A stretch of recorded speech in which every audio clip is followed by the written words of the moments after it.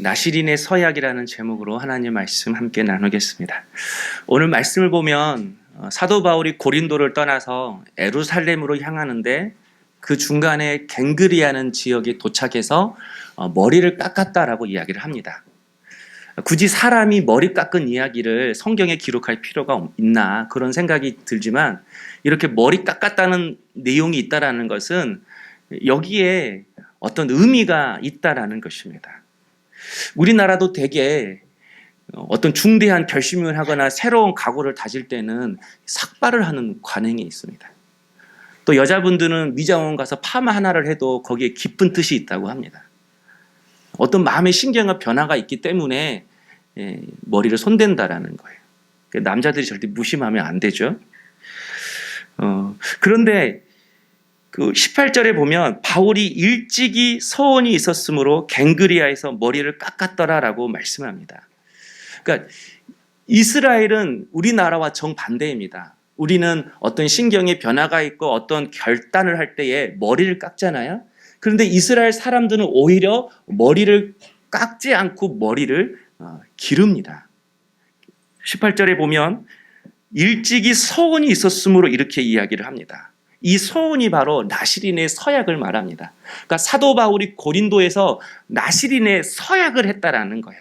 이 나시린의 서약이라는 것은 어느 일정 기간 동안 자신이 시간을 정합니다. 그리고 하나님과 약속을 하는데 그 약속 중에 하나가 머리를 깎지 않는 것입니다. 그러니까 사도 바울이 갱그레아에서 머리를 깎았다 이 말은 고린도에서 하나님과 나시린의 서약을 했는데 그 서약이 비로소 끝났기 때문에 머리를 잘랐다라는 것입니다. 그러니까 어떤 중대한 결심이나 결단이 끝났기 때문에 머리를 깎았다라는 거예요. 그렇다면 여러분, 사도 바울이 이 고린도에서 했던 나시린의 서약이 구체적으로 무엇인지 좀 제가 설명을 좀 드리겠습니다. 민수기 6장에 보면 나시린의 서약을 한 사람들이 지켜야 할 준수 사항들이 나옵니다. 이게 나실, 이게 나자르라고 구별하다 그런 뜻입니다. 어느 일정 기간 동안 30일, 60일 이렇게 시간을 정해서 자기 자신을 구별하여 드리는 것인데 첫째는 독주는 물론이거니와 포도주를 입에 대지도 않습니다. 유대인들에게 있어서 포도주는 단지 술이 아니라 물의 개념과도 같습니다. 그러니까 팔레스타인의 지방의 물은 거의 대부분이 석회수입니다. 그래서 우리가 밥을 먹고 물을 마시듯이 이스라엘 사람들도 빵을 먹고 나서 포도주를 마시는 겁니다. 그러니까 그 반주 개념이 아니에요. 그러니까 물의 개념이에요. 물의 개념으로 이 포도주를 마시는 거죠. 그런데 나시린의 서약을 하면 이 포도주를 마시지 않습니다. 비록 내가 석회수를 마실지언정 포도주를 마시지 않겠다라고 결단을 하는 것이죠. 여러분, 이 석회수가 몸에 좋을 리가 없죠. 그런데도 포도주를 마시지 않는 그 이유는 어쨌든 포도주에는 알코올 성분이 있습니다. 그러다 보면 술 취하게 되고 절제하지 못하고 자신의 감정대로 행동하게 됩니다. 그래서 나시린의 기간 동안 포도주를 입에 대지 않는다라는 것은 철저하게 이 기간 동안은 내 감정, 내 뜻이 아니라 하나님의 뜻에 따라 살겠다. 하나님께 붙들려 살겠다. 하나님께 인도함만을 받겠다. 그런 결단의 메시지로 독주나 포도주를 마시지 않겠다고 서약을 하는 것입니다. 두 번째는 오늘 말씀처럼 머리에 칼을 대어서 머리카락을 자르지 않습니다. 이스라엘 사람들은 생명이 이 심장과 또 머리에 있다고 생각합니다. 그러니까 이 나시린의 기간 동안 머리를 자르지 않겠다라는 것은 내 생명은 주님의 것입니다. 내 삶은 주님의 것입니다. 철저하게 나는 주님의 것임을 인정하고 내 삶을 주님 앞에 위탁하겠다라는 그런 믿음의 표현이 담겨져 있습니다. 그리고 세 번째는 시체를 만지지 않습니다. 이스라엘 백성들은 시체를 만지는 율법으로 부정해집니다. 그러니까 이 말은 이 나시린의 기간 동안 죄를 멀리하겠다. 그런 의미가 있는 것입니다. 그러므로 바울이 갱그리아에서 이 머리를 깎았다. 이 말은 비로소 이 나시린의 서약이 끝났다라는 거예요. 그러니까 나시린의 서약을 했기 때문에 사도 바울이 머리를 자를 수가 없었습니다. 장발로 1년 6개월을 지낼 수밖에 없었어요. 그리고 자신의 결단대로 이 서약이 끝난 후에 비로소 고린도를 떠나고 갱그리아에서 머리를 자르게 되었다라는 것입니다. 그런데 여러분 말씀을 보면 제가 그런 생각을 했어요. 굳이 사도 바울이 이 나시린의 서약을 할 필요가 있나? 왜냐하면 사도 바울 삶 자체가 나시린의 삶과도 같잖아요. 어찌고 보면 나시린보다도 자식의 삶을 어느 일정 기간 동안 주님 앞에 구별하여 드리겠다라고 해서 그 기간을 구별하여 드리는 그 사람보다 더 평상시의 삶이 나시린과 같은 삶을 산 사람이 사도 바울이잖아요. 그는 원래 교회를 핍박하던 사람이었습니다. 그러나 예수 믿는 사람을 잡으려고 다메섹에 가다가 다메섹 도상에서 부활의 주님을 만난 후로 그 순간부터 사도 바울은 자신의 삶 전체를 주님 앞에 평생 드렸습니다. 고린도에 오기까지 사도 바울은 1, 2차 전도 여행을 통해서 10,000km가 넘는 전도 여행을 걸어서 한 사람입니다. 그 전도 여행의 과정 중에는 옥에 갇히기도 하고 매를 맞기도 하고 돌에 맞아 죽을 뻔도 했습니다. 또 여러분, 사도 바울은 기도의 사람이었습니다. 나시린들은 30일 동안, 아니 60일 동안 기간을 정해서 주님 앞에 어떤 소원 제목을 놓고 기도했지만 데살로니가 교회 성도들에게 쉬지 말고 기도하라 이 말했던 사람이 누구죠? 사도 바울입니다. 사도 바울은 기도의 사람입니다. 그런 그가 죄를 멀리하는 것은 아주 당연한 일일 것입니다. 그런데 몸도 안 좋은 그가 독주는 물론이구나 소화 개념으로 먹는 포도주까지 마시지 않고 석회수로 이 기간 빵을 먹으면서 주님 앞에 기도했습니다. 그리고 주님 앞에 헌신했습니다. 여러분, 이렇게 바울이 고린도에서 이 나시린의 서약을 한 이유가 무엇일까? 굳이 하지 않아도 될 이 믿음의 사람이 이 나시린의 서약을 한 그 이유가 무엇일까? 사도 바울 자신도 여느 사람과 똑같은 연약한 자임을 발견했기 때문입니다. 그래서 이 나시린의 서약을 통해서 내 믿음을 한 단계 더 끌어올리자. 자신의 영적 성장을 위해서, 자신의 믿음의 성장을 위해서 다시 한번 이 고린도에서 나시린의 서약을 한 것입니다. 사도 바울이 고린도에 처음 왔을 때에는요, 복음을 전하기에 좋지 않은 환경이었습니다. 수요일날 사도행전 강의하면서 제가 말씀드렸다시피 고린도는 영적으로 굉장히 타락한 곳이었습니다. 사치와 방탕이 많은 곳이었습니다. 음란한 도시였습니다. 게다가 사도 바울은 선교비가 완전히 다 떨어졌습니다. 주위를 둘러봐도 복음을 전할 수 없는 그런 환경과 상황과 이유들로 가득했습니다. 그런데 오늘 그 18장 5절 말씀을 보면요, 사도 바울이 하나님의 말씀에 붙잡혀서 복음을 전했다고 이야기를 합니다.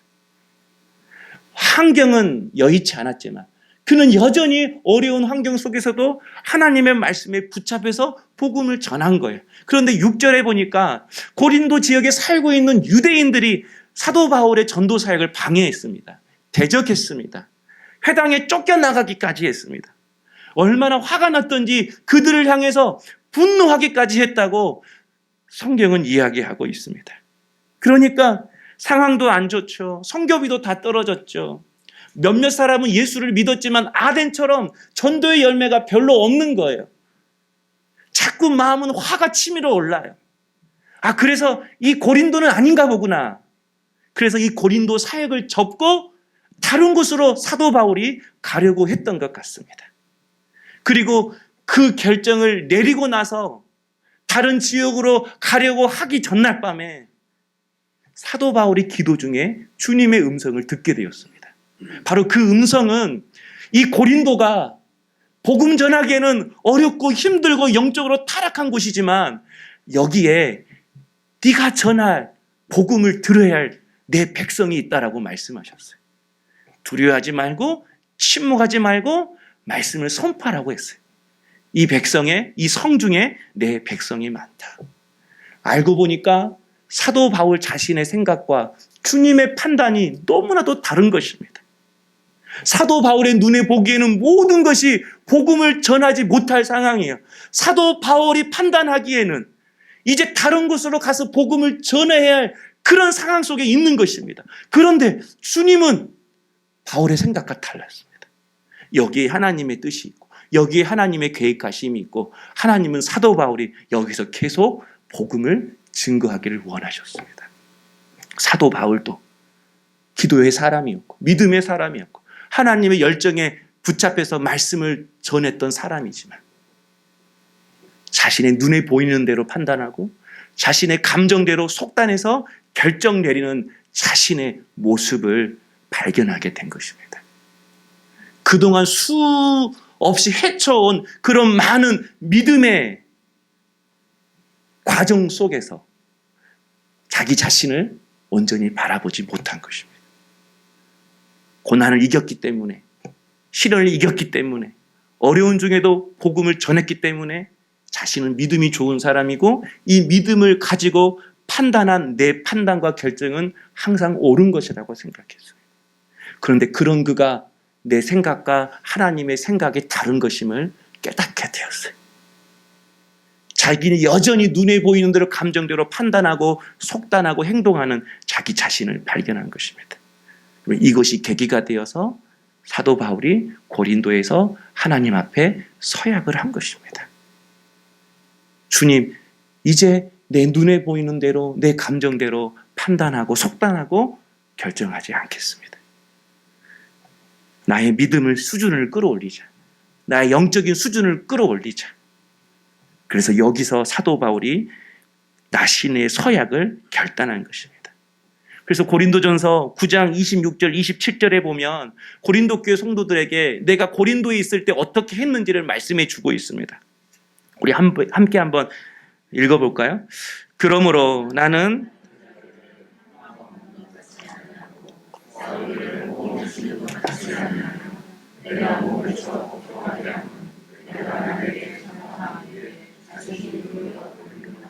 두려워함이로다. 아멘. 사도 바울이 고린도 지역에서 나시린의 서약을 하면서 지내는 동안 그는 자기 자신을 쳐서 주님께 복종시켰다라고 이야기를 합니다. 여기서 친다라는 것은 단지 이렇게 가슴을 치는 그런 행동이 아닙니다. 이 치다라는 의미는 권투 선수가 상대방의 눈밑을 피멍이 들도록 때린다, 그런 말씀입니다. 그러니까 사도 바울이 교만함과 자만함에 빠질 때마다, 게으름과 나태함으로 안주할 때마다, 세상의 유혹에 넘어지려고 할 때마다, 자기 정욕과 자기 감정이 앞세워질 때마다 자기 자신을 피멍이 들도록 쳐서 주님의 말씀 앞에, 그 십자가 앞에 자기 자신을 복종시켰다라는 것입니다. 그러기에 사도 바울은 자기 생각을 꺾고 1년 6개월 동안 고린도에서 복음을 전하며 머물 수 있었다라는 것입니다. 그리고 결국 사도 바울의 이런 나신의 서약 때문에 자신이 변화될 뿐만 아니라 고린도 지역에 교회가 생긴 것입니다. 여기서 말씀을 친다라는, 여기서 가슴을 친다라는 것은 정말 주먹으로 내 가슴을 친다라는 말이 아니겠죠. 진리의 말씀으로 내 마음과 내 생각을 비추어서 그 말씀 앞에 찔리고 그 말씀 앞에 깨달아지는 자신의 생각과 마음을 십자가에 못 박고 주님 앞에 순종하기로 결단했다라는 것입니다. 여러분, 이런 사도 바울의 나신의 서약이 있었기 때문에 21절에 보면 이렇게 이야기를 합니다. 사도 바울이 어떻게 변화되었는지를 21절을 통해서 보여주고 있습니다. 작별하여 이르되 만일 하나님의 뜻이거든 고린도를 떠나서 예배소라는 지역에 사도 바울이 잠깐 머물렀습니다. 거기서 말씀을 전하고 이제 본 교회인 예루살렘으로 다시 돌아가려고 합니다. 그때 예배소 교회 성도들은 붙잡았습니다. 그때 바울의 대답은 만일 하나님의 뜻이 있다면 다시 돌아오겠다. 하나님의 뜻이거든. 이게 바울의 바뀌어진 모습이었습니다. 예배소는 오히려 고린도보다 수많은 열매가 있었습니다. 전도의 열매가 풍성했습니다. 그때 예배소 성도들이 사도 바울을 붙잡으면 남을만 하잖아요. 그런데 많은 열매가 있고 예배소 교회 성도들이 사도 바울을 붙잡아도 그는 예루살렘 교회로 돌아가는 것이 하나님의 뜻임을 깨닫고 돌아가기로 결정한 것입니다. 예전에는 상황이 좋지 않으면 떠나고 상황이 좋으면 머무르는 그의 인생이었지만 이제는 상황이 좋지 않아도 하나님의 뜻이 있다면 그 구준 속에서도 묵묵히 두 발 딛고 서 있게 되는 것이고 아무리 상황이 좋아도 주님의 뜻이 아니라면 과감히 그곳을 떠날 수 있는 바울의 신앙이 되었다는 거예요. 만일 하나님의 뜻이거든. 이것은 사실 누가 먼저 고백한 말이죠? 우리 예수님이십니다. 우리 예수님이 십자가에서 십자가 지시기 전에 나의 온대로 마옵시고 아버지의 뜻대로 하옵소서. 사도 바울의 신앙이 이제는 오직 하나님의 뜻으로 바뀌었습니다. 하나님의 뜻이거든. 이것이 바울의 삶의 원칙이고 신앙의 기준이 되었다라는 것입니다. 그래서 하나님의 뜻이면 기꺼이 그 뜻 앞에 순복하는 인생이 되었다라는 거예요. 바로 이것이 고린도에서 했던 나시린의 서약을 통해 바울의 믿음이 한 단계 성숙된 것입니다. 저는 여러분의 신앙도 하나님의 뜻이거든 이 신앙 따라 흘러가는 주의 종들이 될 수 있기를 소망합니다. 좋아도 하나님의 뜻이거든 그 자리를 과감히 버리고 떠날 수 있는 믿음이 있기를 원하고 아무리 짓궂고 힘들고 어려운 상황과 그 자리라 할지라도 거기에 주님의 뜻이 있다면 하나님의 뜻이거든 그 십자가를 지고 주님 따라 걸어갈 수 있는 주의 종들이 될 수 있기를 소망합니다. 여러분 이런 주님의 뜻이거든이라는 이 신앙은 그냥 생겨지는 것이 아닙니다. 철저하게 자기 자신을 다시 한번 진리의 말씀으로 쳐서 복종시키고 그리고 철저하게 주님 앞에 순복하기로 결단하는 삶을 살 때에 비로소 우리에게 이 놀라운 믿음과 은혜가 생겨지는 것입니다. 이번 우리들 교회에 가서 그 말씀 나눔을 하는 구역 모임에 참관을 했습니다. 부부가 함께 하는 구역이었습니다. 6가정, 7가정 모여서 함께 말씀을 이렇게 나눴습니다. 그러니까 자기 집에서 하니까 제가 참관했던 그 구역 모임은 굉장히 재력도 있고 학벌도 있고 교양도 있는 그런 사람의 집에서 했고 그런 사람들이 모였습니다. 제가 보는 순간에도 좀 우리가 사는 거에 다르다. 그런 생각이 들었습니다. 그리고 우리 권사님, 집사님 두 팀으로 나눠졌는데 다른 팀 우리 집사님, 권사님이 참관했던 그 구역 모임에는요. 강남 빌딩 부자도 있었고요. 대기업 직원도 있었고 카이스트 나온 사람도 있었고 그런 사람들이 모여서 이렇게 말씀을 나누는 거예요. 그런데 그들이 말씀을 나눌 때 그들이 같이 인식하고 있는 공통점이 있었습니다. 바로 그 공통점은 다 학식이 있다, 다 돈이 있다, 다 잘 산다, 다 어려움이 있다 그런 것뿐만 아니라 나는 죄인이다라는 공통적인 인식이 그들 안에 있었습니다. 굳이 그렇게 자신을 철저하게 드러내지 않아도 되는데 또 죄인이라고 말하기에는 그렇게 살지도 않았고 오히려 더 교양 있게 학식 있게 살아가는 사람인데 한 주간 동안 자신이 살았던 자신의 연약한 삶과 그리고 자신이 죄인이었음을 고백하는 그들의 모습을 봤습니다.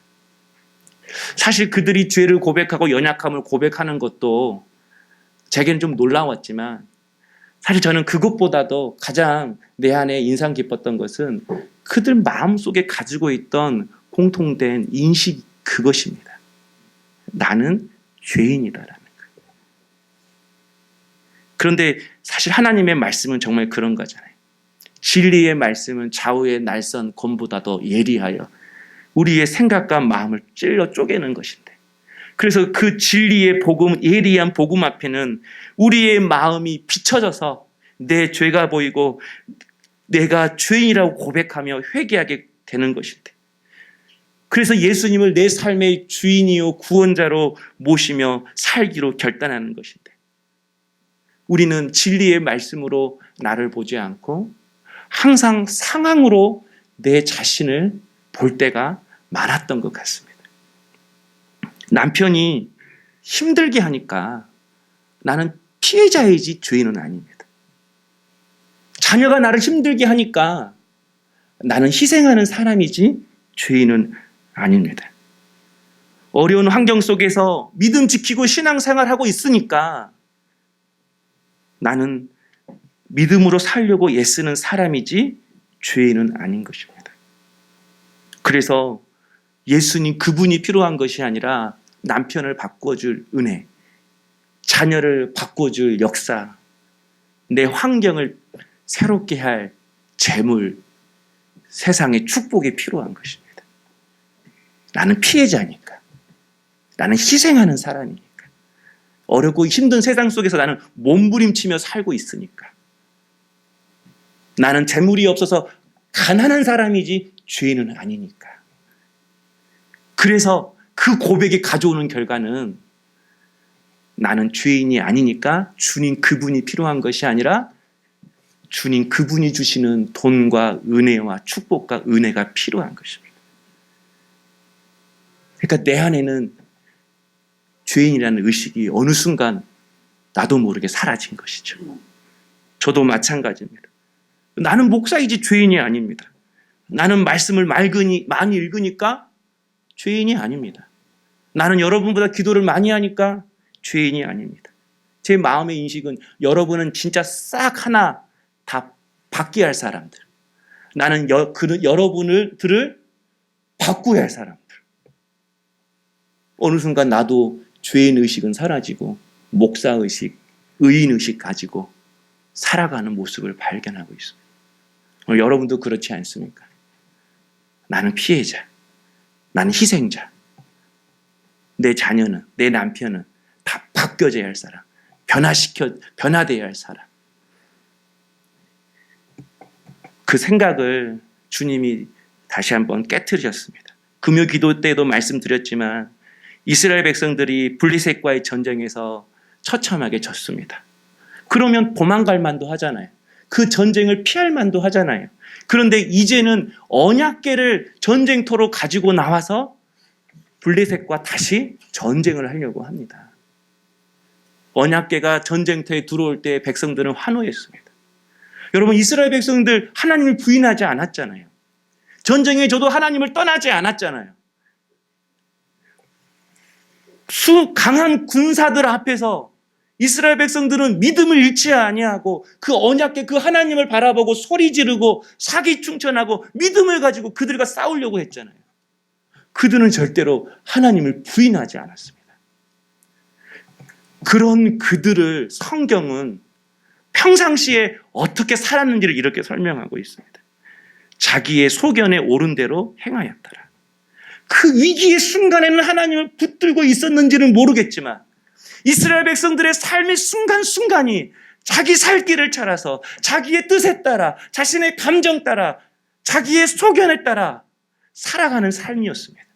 그 순간에는 하나님을 부인하지 않았는지는 모르겠지만 그는 매 순간순간이 하나님의 뜻을 부인하고 하나님을 부인하는 그런 삶을 살았습니다. 저도 주님을 부인한 적이 없습니다. 저희 아버지가 어렸을 때 교회를 못 가게 했습니다. 저희 누나는 모르겠지만 초등학교 때 교회 갔다 오면 머리 받고 30-40분씩 있었습니다. 중학교 때 수련회 가려면 엄마하고 누나하고 이렇게 막 계획을 짜서 저를 수련회를 보냈습니다. 그런데도 아버지가 못 가게 할 때는 삽 던지고 수련회 갔다 온 사람입니다. 대학교 때 수련회를 가려고 하는데 주일날 오후에 아버지가 계속 일을 시키는 거예요. 그래서 교훈기로 우리 집 담벼락을 받아버렸습니다. 담벼락이 싹 무너져 버렸어요. 옆집 담벼락도 무너져 버렸어요. 그래서 아버지가 한마디 하더라고요. 야, 그냥 가라. 이러다가 집을 무너뜨릴 것 같았나 봐요. 저는 고등학교 때 주님을 부인하지 않았습니다. 고3 때도 주님 부인하지 않았어요. 저는 주일날 기어이 갔어요. 신학을 결정하기 전에 대학교 4학년 때 불안하고 초조한 마음으로 취업 준비, 진로 준비할 때에 저는 주님 부인하지 않았어요. 수요 예배, 주일 예배, 교사, 찬양팀, 금요 철학 저는 다 참석했습니다. 군대에서도 저는 주님을 부인하지 않았어요. 고참이 돼서 교회 갈 환경이 되면 남들은 오히려 그때 안 가는데 저는 꾸역꾸역 교회를 갔습니다. 어려움이 오고 시련이 와도 저는 한 번도 주님을 부인하지 않았어요. 그래서 목사 된 거 아니겠어요? 뭐가 다르니까, 그래도 여러분보다 다르니까 내가 목사 됐겠잖아요. 그런데 그 위기의 순간은 내가 주님을 붙잡은지 몰라도 나도 매 순간순간 내 소견대로 살아가는 내 모습을 발견했습니다. 그 한순간, 그 잠깐 위기의 순간, 그때 주님을 믿었다, 주님 붙잡았다라고 말할 수 있는지는 모르겠지만 저는 지금도 여전히 순간순간 이제까지 인도한 것이 하나님의 은혜였음에도 불구하고 저는 여전히 불안해요. 저는 여전히 두려워합니다. 저는 여전히 염려하고 있어요. 그러니까 저는 지금도 우리 예수님을 부인하고 있는 것이죠. 위대한 사도 바울도 자신의 연약한 믿음을 위해서 나시린의 서약을 했다며, 여러분, 우리처럼 연약한 믿음을 가진 우리에게는 두말할 것도 없이 필요한 일이라고 생각합니다.